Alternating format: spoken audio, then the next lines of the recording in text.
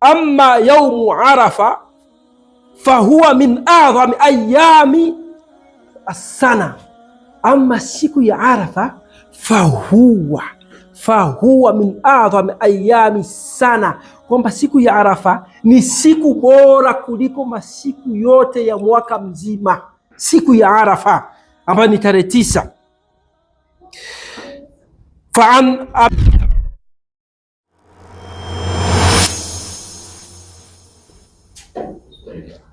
A'udhu billahi minash shaitani rrajim.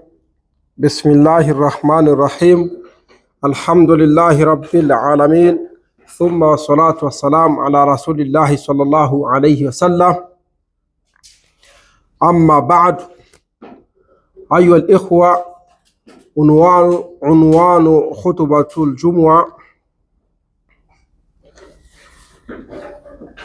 ma yajibu ala almuslimi fi'luhu fi shahri dhil hijja fi dawi alquran wa sunnah.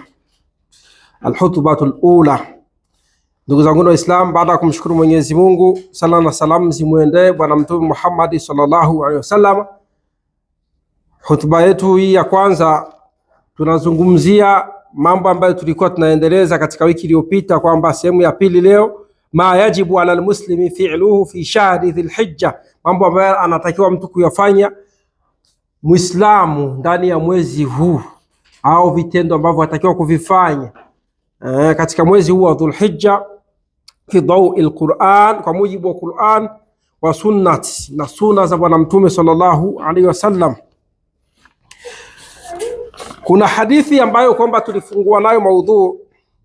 Hii hadithi ni hadithi ya Ibn Abbas kama ilivyokuja hapa, wa an Ibn Abbas radhiyallahu anhuma anna an-nabiy sallallahu alayhi wasallam qala, kutoka Ibn Abbas Allah amridhie na baba yake, anasema kwamba hakika mjumbe wa Mwenyezi Mungu sala na salamu sio juu yake asema ma min ayamin, hakuna katika masiku al-amalu salihu fiha ahabbu ila Allah min hadhihi al-ayami, si hakuna katika masiku matendo mema ambayo hupendeza kwa Mwenyezi Mungu zaidi isipokuwa katika haya masiku 10 ya Dhulhijja, yani ayyamul ashri, masiku 10, yani masiku 10 ya Dhulhijja. Qalu ya Rasulullah, masahaba wakasema ewe Mwenyezi Mungu, walal jihadu fi sabilillah, na vile vile hata jihadi katika njia ya Mwenyezi Mungu. Akasema Mwenyezi Mungu qala walal jihadu fi sabilillah, akasema pia ni hata mtu akienda kupigana jihadi katika njia ya Mwenyezi Mungu haijafikia matendo ya siku hizi 10 za Dhulhijja. Alafu akaendelea kusema Bwana Mtume sallallahu alaihi wasallam akasema illa rajulun, afwan, hapa kuna fi'lu, hapa kuna fa'ilu, mfanyaji. Kidogo wiki iliyopita palinipita hapa nilisema illa rajulun, lakini asahihun illa rajulun kharaja binafsihi wa malihi falam yarji' min dhalika bi shay'in, isipokuwa mtu ambaye atakayekwenda kupigana yeye mwenyewe amejitolea nafsi yake pamoja na mali yake, alafu kurejea na chochote, huyo ndio atakuwa bora kuliko haya masiku. Hadithi rawahu al-Bukhari 969, ameipokea Imam Bukhari. Hadithi hii amepokea Imam Bukhari.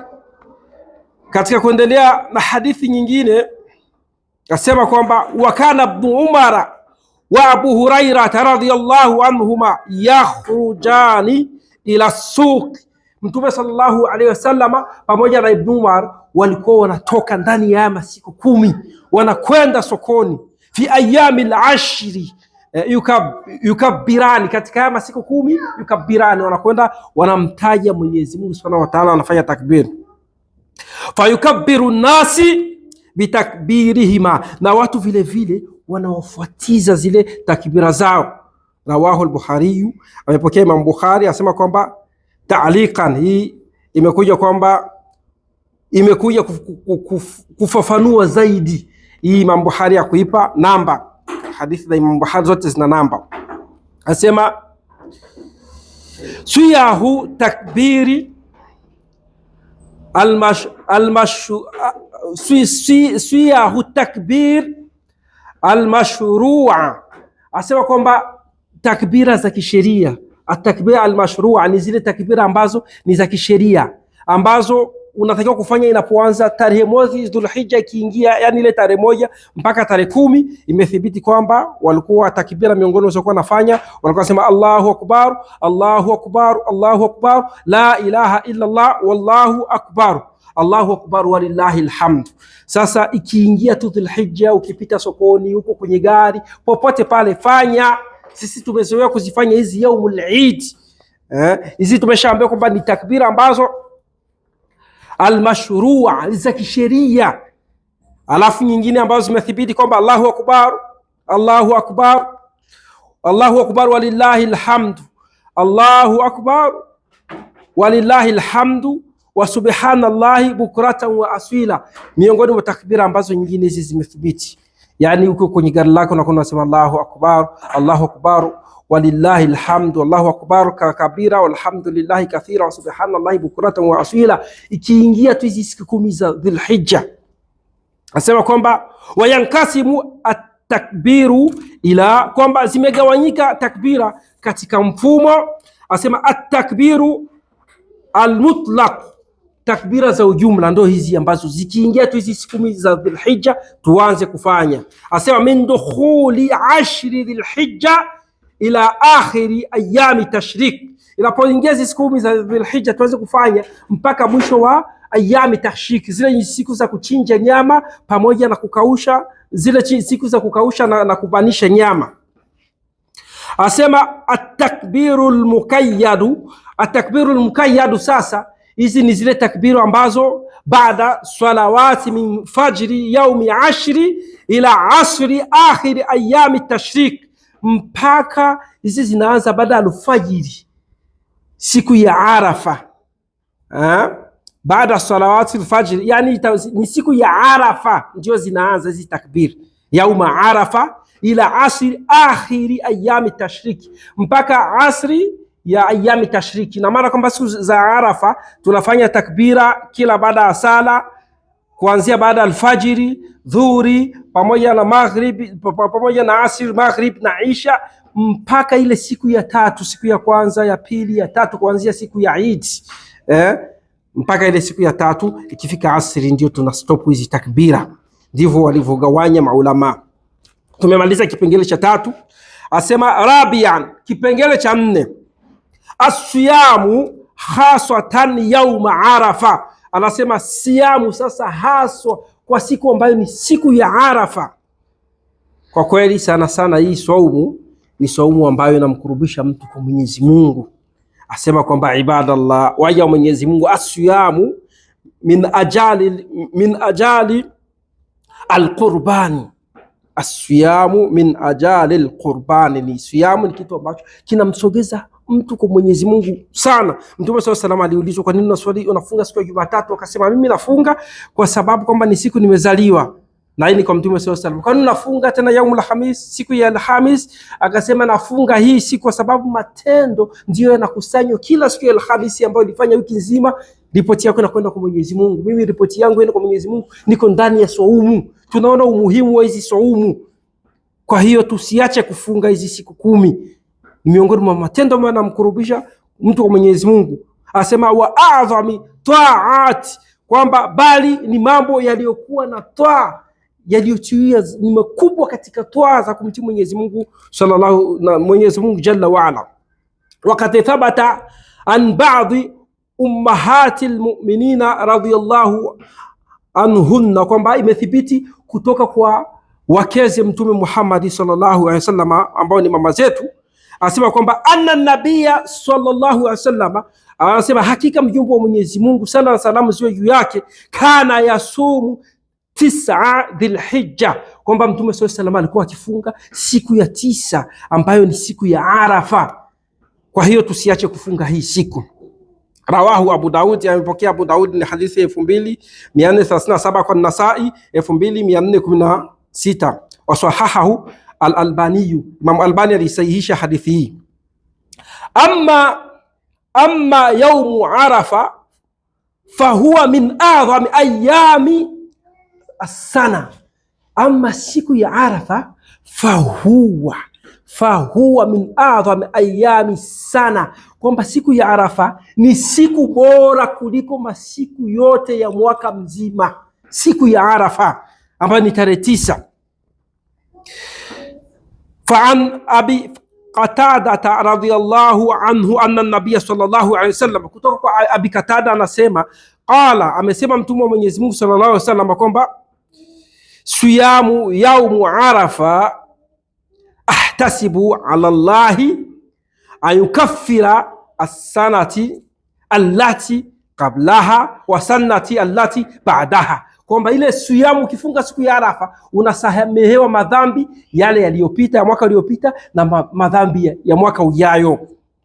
Ubora wa siku hii ya Arafa, rawahu Muslim, hadithi hii amepokea Muslim, ni hadithi 1162.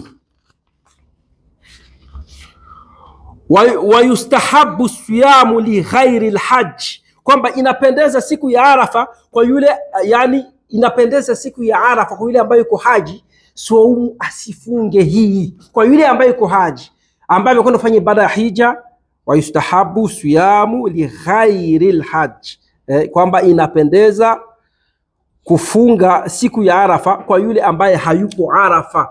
Ukiona kwamba we haupo Arafa, sawa. Amma alhajju, lakini ama kwa yule ambaye yuko Arafa, fasunnatu fi haqqihi alfutru, kwamba kwa yule ambaye yuko Arafa ni sunna kwake yeye kula mchana. Kwa nini? Asema yule ambaye yuko haji, liyataqawwa ala duai wal ibadati, ili apate nguvu za kufanya dua na ibada. Kwa hiyo asifungi yule ambaye yuko wapi? Yuko Arafa, yuko kwenye ibada ile ya hija, lakini sisi tulioko pembeni tufunge. Wakad thabata, na hakika imethibiti, anna nabiyya sallallahu alaihi wasallam, hakika mjumbe wa Mwenyezi Mungu sallallahu alaihi wasallam ziwe juu yake, waqafa bi Arafa muftira, kwamba Mtume sallallahu alaihi wasallam alisimama siku ya Arafa akiwa ni mwenye kula mchana. Ina maana kwamba alikuwa hakufunga. Rawahu al-Bukhari, hadithi amepokea Bukhari 1988, kwa Muslimu ni 1123. Khamisa, pointi ya 5 au nukta ya 5, al-udhiyatu wa ihya'u sunnati Ibrahim alayhi salam, kwamba al-udhiya hii kuchinja, wal-udhiya wa ihya'u sunnati Ibrahim, wa ihya'u yani ni kuhuisha sunna ya Ibrahim alayhi salatu wassalam alipotaka kumchinja mwanae. Ibadallah, waja wa Mwenyezi Mungu, wa min a'zami sha'airi al-islam fi hadhihi al-ayami al-udhiya, asema kwamba katika kupeperusha na kudhihirisha alama za Allah katika masiku haya ni mtu kuchinja. Qala ta'ala, anasema Mwenyezi Mungu aliyetakasika kwamba fasalli li rabbika wanhar, swali kwa ajili ya Mwenyezi Mungu na uchinje kwa ajili ya Mwenyezi Mungu. Suratu Kauthar aya 2. Waqala subhanahu, na anasema Mwenyezi Mungu, dhalika wa man yu'azzim sha'aira Allahi fa innaha min taqwa alqulub. Dhalika wa man yu'azzim sha'aira Allah, na yule atakaye azimisha mipaka ya Allah, hiyo ni katika nini? Taqwa alqulub, ni uchamungu wa moyo, kule kuadhimisha, yani kuadhimisha zile ibada ambazo ni ibada ambazo adhibu kama zilivyokuja. Hizi zote ni katika takwa ya Allah, au mtu ni uchamungu wa moyo, kama ilivyokuja katika hii suratul Hajj aya 32. Mtu anakuwa na nafsi yake inakuwa ina uchamungu wa kumtii Allah subhanahu wa ta'ala. Wa an Anas radhiyallahu anhu qala, kutoka kwa Anas Allah amridhie, amesema ya kwamba dhaha an-nabii sallallahu alayhi wasallama, amechinja Mtume sallallahu alayhi wasallama, asema bikabshaini amlahini akranaini. Mtume sallallahu alayhi wasallam dhaha, alichinja Bikabshaini, kondoo wawili. Amlahini, kondoo weupe. Akranaini, hii akranaini kwamba ni kondoo wenye kuwa na mapembe. Asema kwamba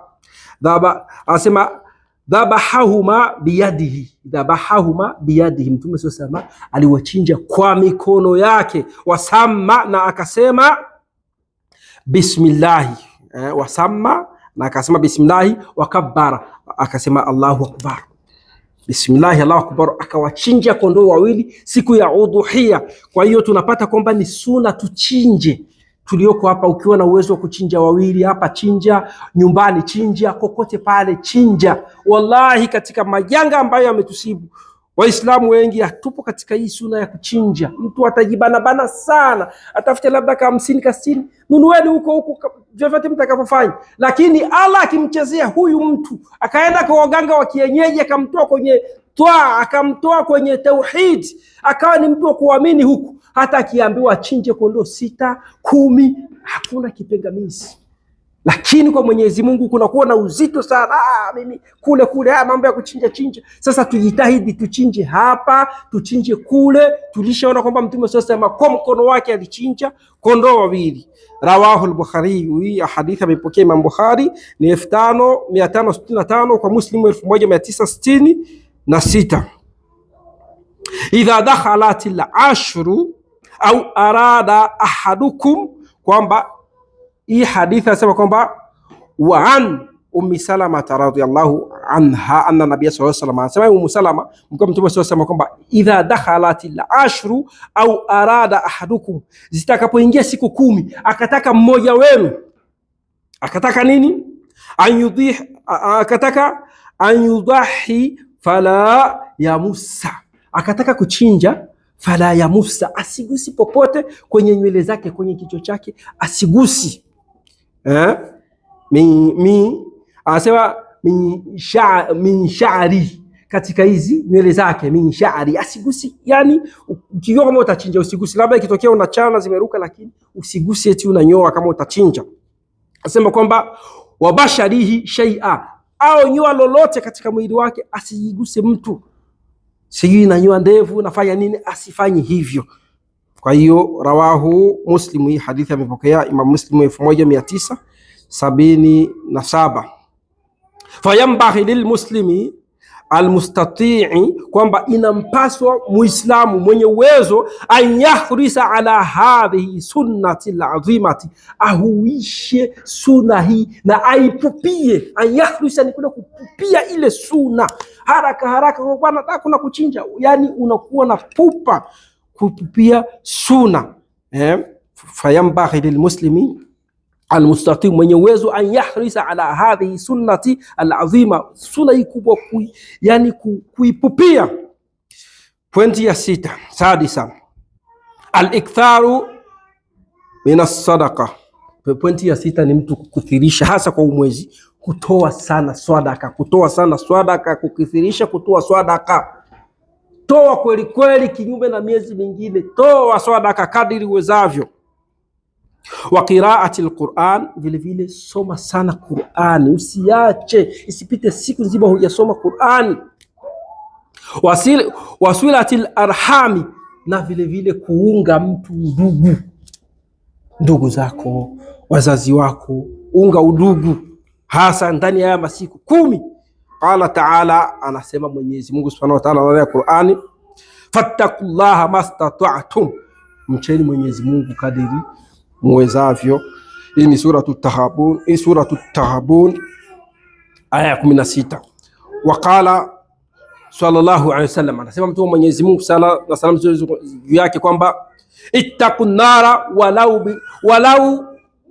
walau bi shiqqi tamri, ittaqullaha walau bi shiqqi tamri, kwamba muogope Mwenyezi Mungu Subhanahu wa Ta'ala kwa kujiweka mbali na moto.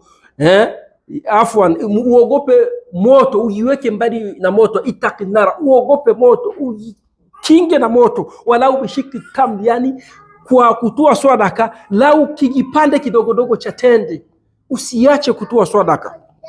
Japo kijipande cha tende, wamekusudia udogo huo iko kuhimiza kwamba usiache kutoa sadaka. rawahu Bukhari, alipokea Imam Bukhari ni 1117 wa Muslim ni 1016. Waqala sallallahu alaihi wasallam, akasema Mtume Mwenyezi Mungu sallallahu alaihi wasallam juu yake ya kwamba khairukum man ta'allama alquran wa 'allama, kwamba mbora wenu yule atakaye soma Qur'ani wa 'allamahu, vile vile aifundishe ile Qur'an, ile huyu inarejea kwenye ile Qur'an. Rawahu al-Bukhari, amepokea Imam Bukhari hadithi 2527. Fayambaghi lilmuslimi, inampaswa au anatakikana Muislamu anyajala nafsihi wirdan, ajalie nafsi yake wirdan, ni kiwango maalumu yaumiyan, kwa kila siku, min alquran, katika kusoma Qur'an. Usiseme akasema ni kidogo, jalia hata kama ni kidogo, soma. Asema wa yaswila rahimahu, na kuunga vile vile udugu, wa yuhsina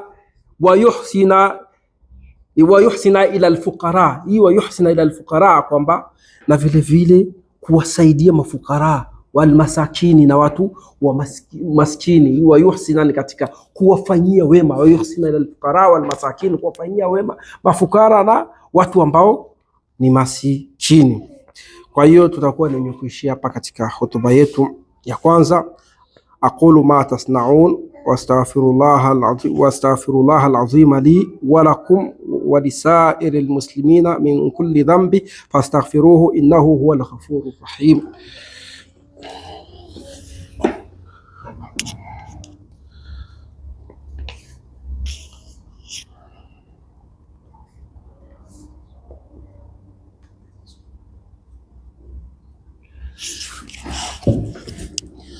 Alhamdulillahi rabbil alamin, hamdan kathiran tayyiban mubarakan fihi kama yuhibbu rabbuna wa yarda.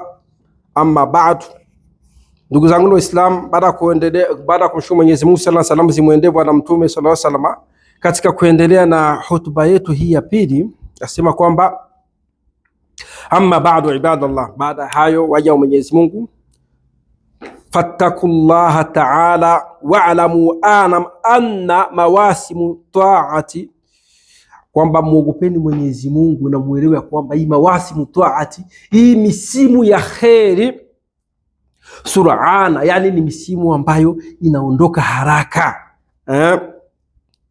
ni misimu ambayo inaondoka haraka, matankadhi, inamalizika haraka, haichelewi. Fasaidu, na mtu mwema, man ihtamaha qabla fawatiha, ni yule mwenye kujipatia faida ndani ya hizi siku kabla hazijaondoka. Kwa hiyo tusipoteze hii fursa, haya masiku. Katika nukta ya mwisho ni hii yaumun nahri wa ayamu tashrik. Yaumun nahri, siku ya kuchinja, wa ayamu tashrik, na yale masiku ya kukausha nyama. Ibadullah, waja Mwenyezi Mungu, inna yauman nahri a'dhamu ayami sana, vile vile hii siku ya kuchinja ni miongoni mwa siku kubwa katika siku za mwaka mzima. Hii ni ibada ambayo tuhimizane tuifanye sana sana kabisa, tusiipe kisogo, tusiipe mgongo. Inna a'dhamal ayami inda Allahi yaumun nahri thumma, katika hadithi anasema qala sallallahu alaihi wasallam, Mtume wa Mwenyezi Mungu sallallahu alaihi wasallam anasema kwamba inna a'dhamal ayami inda Allahi yaumun nahri, hakika masiku au kubwa katika masiku matukufu, yaumun nahri. Ni siku gani? Ni siku ya kuchinja. Yaumun nahri ni siku ya kuchinja, ni siku ambayo ina fadhila sana. Thumma yaumul qarri, wakisha chinja masahaba walikuwa wanakwenda Mina. Wakati huo wanapumzika, kama ilivyokuwa siku 3 wanakuwa wanakwenda kurusha mawe kule Jamarati, wanakuwa wanapumzika. Zile ni siku ambazo wanakuwa tayari wamesha chinja, wanakuwa wameshamaliza ibada, wanakuwa sasa katika kukausha na nyama na kubanika, wanakuwepo pale Mina. Kwa hiyo hakika ni kubwa ya masiku matukufu siku hii ya kuchinja. Hii hadithi ni rawahu Abu Daud, amepokea Abu Daud 1765 wa sahahahu al-Albani, al-Imam al-Albani akaisahihisha. Kwa hiyo maswahaba wanakuwa ile tarehe, kwa sababu wanakuwa wameshamaliza ibada 10, ile tarehe 11 wanakwenda, tarehe 10 wanapiga mawe Mina, 11 wanapiga mawe Mina, tarehe 12 wanapiga mawe Mina, pale mawe 21 wanakuwa wanapumzika pale, wanakuwa wanakausha nyama. Kwa hiyo ni miongoni mwa masiku ambayo yana faida pia. Wa ayamu tashrik, ama siku za ayamu tashrik ni zile siku za kukausha nyama sasa na kuzibanika. Ayamu dhikri wa taa ni zile ni siku ambazo za kufanya sana dhikri na kumtii Mwenyezi Mungu Subhanahu wa Ta'ala.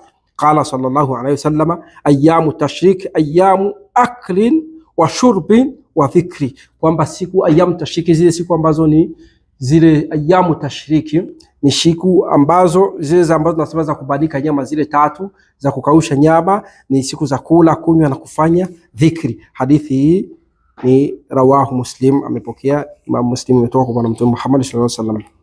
Fa yanbaghi lil muslimi, inampasa au anatakiwa kila Muislamu ayuamira hadhihi al-ayami bitakbiri, kwamba aadhimishe haya masiku kwa kufanya takbir, wa dhikri na kufanya dhikri sana, kumtaja Mwenyezi Mungu, wa shukri na kumshukuru Allah. Asema na kumshukuru Allah, wa dhikri llahi ala ni'mihi, kuna dhikri ya Mwenyezi Mungu kutokana na neema ya masiku haya. Alhathu ala ihtinami almawasim, asema alhathu ala ihtinami almawasim, kwamba kujihimiza juu ya misimu hii ya kheri au masiku ambayo yanakuwa yanakuja ni msimu huu, tujihimiza sana kwenye mambo ya kheri. Asema qala al-Hasan al-Basri rahimahullah, anasema miongoni mwa wema waliopita ambao ni Hasan al-Basri, anasema kwamba inna ma anta ayyam, hakika wewe binadamu umejengeka kutokana na masiku. Asema kwamba fa idha dhahaba yaumu dhahaba ta'dhuka, kwamba mwanadamu umejengeka na nini? Na masiku. Sawa, ikiondoka siku tayari kuna kitu ujue kimepunguka. Afya uliokuwa nao miaka 10 iliyopita sio utakayokuwa nayo miaka 5 iliyopita. Uliokuwa nao juzi sio jana, uliokuwa nao jana sio ya leo. Kuna kitu ambacho kitapungua na siku zako za kuishi zinakwenda zinasogea. Kwa hiyo misimu kama hii za kufa zinakwenda zinasogea, tujisogeze kwa Mwenyezi Mungu Subhanahu wa Ta'ala. Katika kumalizia hotuba yetu ni kwamba waqala Ibn Rajab rahimahullah, anasema Ibn Rajab kwamba idha futihu lil'abdi babun min abwabil khairi, kwamba atakapofunguliwa mtu mlango katika milango ya kheri,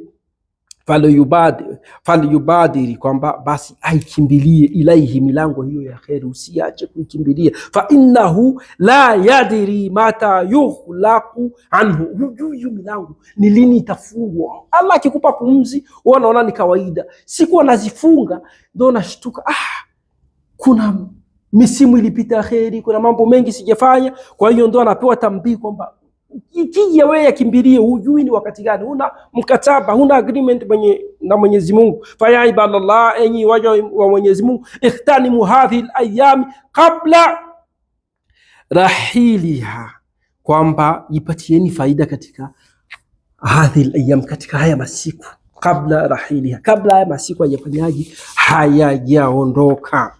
Faida zinapatikana namna gani? Bil ikhlas lillahi, kila utakalolifanya lifanye kwa ajili ya Mwenyezi Mungu Subhanahu wa Ta'ala. Wasidqi tauba, na kufanya tauba iliyokuwa ya kweli. Wal muhafadhati ala salati, na kuhifadhi sala tano usiache kufanya. Wa birrul walidaini, kuwatendea wema wazazi wawili kama wako hai, kama wameshatangulia, wale ndugu wa karibu, na kutoa swadaka katika hii misimu kwa ajili yao. Wal ihsani ila al-khalqi, na kuwafanyia watu sana wema, kuzidisha ndani haya masiku 10. Wa kathrati dhikri wa dua, kukithirisha sana kufanya dhikri, kumtaja Mwenyezi Mungu, wa dua, na kufanya sana dua. Kwa hiyo tutakuwa na wenye kuishia hapa katika hii hotuba yetu ya leo. Tunamuomba Mwenyezi Mungu Subhanahu wa Ta'ala ajalie yale ambayo kwamba tumeyazungumza tuweze kuyafanyia sote kazi kwa masikio yetu ya nafsi. inna Allaha wa malaikatahu yusalluna ala nabi ya ayyuhalladhina amanu sallu alayhi wa sallimu taslima. Allahumma salli ala Muhammadin wa ala ali Muhammadin kama sallaita ala Ibrahim wa ala ali Ibrahim wa barik ala Muhammadin wa ala ali Muhammadin kama barakta ala Ibrahim wa ala ali Ibrahim fil alamin innaka Hamidun Majid. Warda Allahumma anil khulafa'i rashidin Abu Bakr, Umar wa Uthman wa Ali radiyallahu anhum ajma'in wa an baqiya sahabati Rasulillahi sallallahu alaihi wasallam. Allahumma aiz al-islam wal muslimin wa adil ash-shirka wal mushrikin. Allahumma ballighna ashri dhil-hijja. Mwenyezi Mungu tunakuomba utufikishe ndani ya masiku 10 ya Dhul-Hijja, mwanzo mwisho tuweze kuyadiriki ya Rabbal Alamin, na tuweze kufanya ibada yako kwa ajili yako ya Rabbal Alamin usiku na mchana. Utupe nguvu, wa a'ina fiha ala dhikrika wa shukrika wa husni ibadatika, na utuwezeshe Mwenyezi Mungu kufanya ndani ya masiku hii dhikri na kukushukuru ya Rabbal Alamin, na vile vile ya Rabbal Alamin na kufanya ibada kwa uzuri. Wewe ndiye mweza wa kila jambo ya Rabbal Alamin. Allahumma aiz al-islama wal muslimin. Rabbana atina fid dunya hasana wa fil akhirati hasana wa qina adhaban nar. Allahumma taqabbal du'aana. Allahumma wafiqna li salihil a'mali. Mwenyezi Mungu tunakuomba utuwafikishe Mwenyezi Mungu kuweza kutenda matendo yaliyokuwa mema ndani ya mwezi huu ya Rabbal Alamin. Waj'al a'malana khalisatan liwajhikal karim.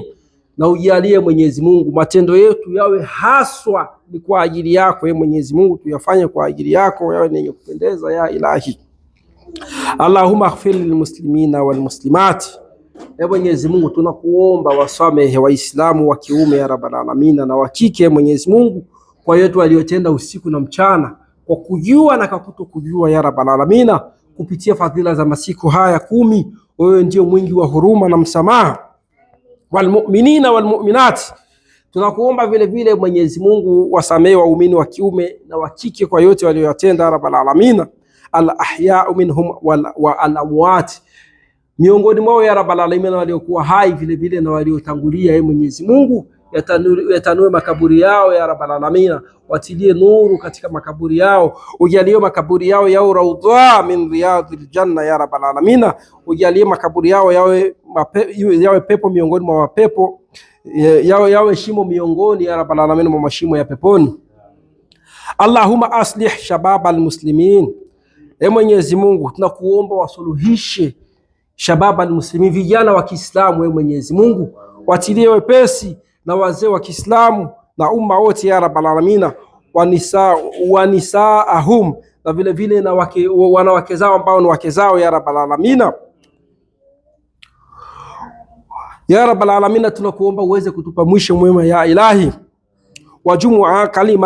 wajumua kalimatuhum ala alhaqi ya Rabbal Alamin, na ujalie kauli zao maneno yao yakutane katika haki ya Rabbal Alamin, waweze kujenga majumba yao ya Rabbal Alamin, ambapo kuna uzito uweze kuwatilia wepesi, waelewe na ndoa wewe wenye kuzikana ya Rabbal Alamin, wazee kwa vijana. Mwenyezi Mungu Allahumma takabbal ruku'ana wa sujudana wa salatana wa taubatana. Allahumma shfihi mardana warham mautana. Allahumma tahhir qulubana min an-nifaq wa a'malana min ar-riya wa alsinatana min al-kadhib برحمتك يا ارحم الراحمين. وصلى الله على سيدنا محمد وعلى اله وصحبه وسلم، والحمد لله رب العالمين. اقم الصلاه ان الله يأمر بالعدل والاحسان وايتاء ذي القربى وينهى عن الفحشاء والمنكر والبغي لعلكم تذكرون، ولذكر الله اكبر والله يعلم ما تصنعون. اقم الصلاه.